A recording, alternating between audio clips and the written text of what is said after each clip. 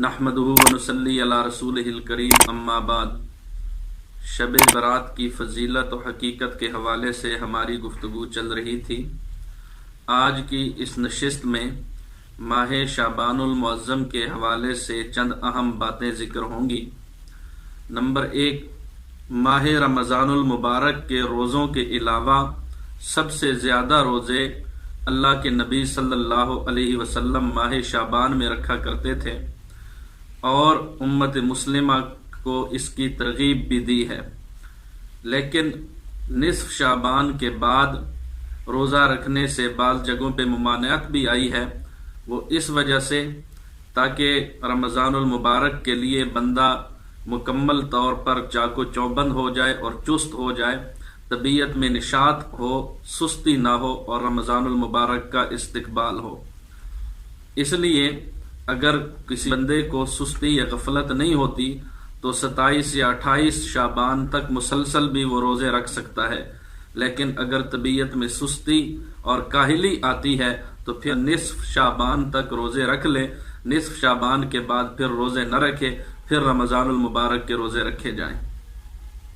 इसी तरह माह शाबान में बाज़ लोग खुसूसियत के साथ सिर्फ 15 शाबान के दिन का रोज़ा रखते हैं और इसी को सुन्नत या मुस्तहब समझते हैं।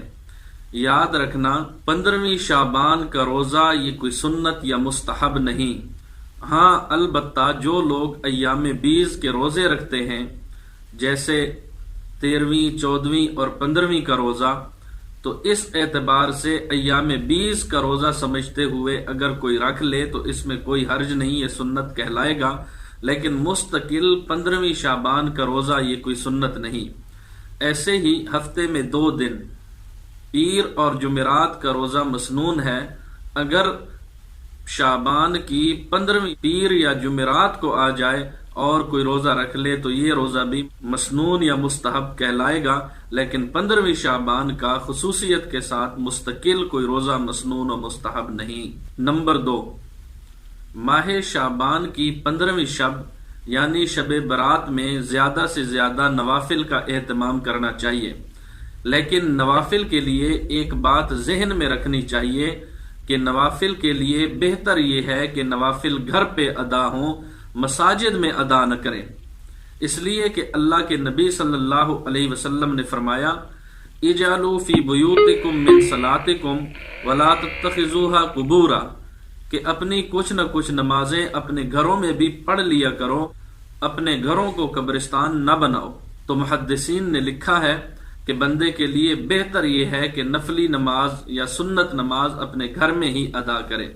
नीज ये बात भी है कि नफल नमाजों में तन्हाई बेहतर होती है और तन्हाई मकसूद होती है, और तन्हाई घर में ही हो सकती है। मसाजिद में वो जो मकसूद तन्हाई है वो मुयस्सर नहीं आ सकती। नंबर 2, इस रात में जिस कदर मुमकिन हो और बंदे के बस में हो इबादत की जाए। तो इबादत में चाहे नवाफिल हो, चाहे सलातुत तस्बीह हो, चाहे तिलावत हो, चाहे जिक्र अस्कार हो, चाहे दुरूद शरीफ का विर्द हो, अपनी हिम्मत के मुताबिक कर लेना चाहिए। ऐसे ही ये जितनी भी इबादत इस रात में की जाएं, अपनी हिम्मत के मुताबिक की जाएं, वुसअत से ज्यादा ना की जाएं। यानी ऐसा ना हो कि सारी रात जाग कर इबादत में तो गुजार दी लेकिन फजर की नमाज न पढ़ सके, तो फिर इस पूरी रात का इबादत में गुजार देना कोई फायदा मंद नहीं रहेगा। इसलिए कि अल्लाह के नबी सल्लल्लाहु अलैहि वसल्लम ने फरमाया, जिसने इशा की नमाज बाजमात अदा की गोया इसने निस्फ रात क़याम किया, और जिसने फजर की नमाज बाजमात अदा की गोया इसने पूरी रात क़याम किया। तो अगर कोई आदमी सारी रात नवाफिल में, इबादत में, जिक्र अस्कार में, तिलावत में या दुरूद शरीफ में गुजार दे लेकिन सुबह की नमाज अदा न कर सके तो फिर इस सारी रात की इबादत का कोई फायदा नहीं है। नंबर 4, अगर किसी बंदे के जिम्मे फर्ज नमाजें हों जो उससे कज़ा हो गई हों तो नवाफिल से बेहतर है कि इस रात में फर्ज नमाजों की कज़ा की जाए, इसलिए कि फराइज का मकाम व मर्तबा नवाफिल से बहुत बुलंदो वाला है।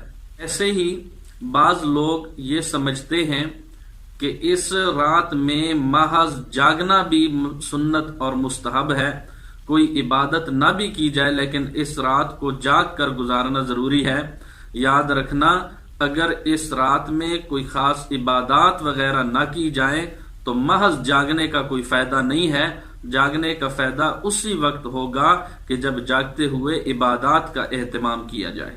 ایسے ہی اس رات میں عبادت کے ساتھ ساتھ سارا سال پابندی کے ساتھ اللہ رب العزت سے عبادت کی توفیق مانگی جائے کہ اے اللہ جس طرح تو نے آج عبادت کی توفیق بخشی ہے سارا سال اسی طرح عبادت کی توفیق بخشنا۔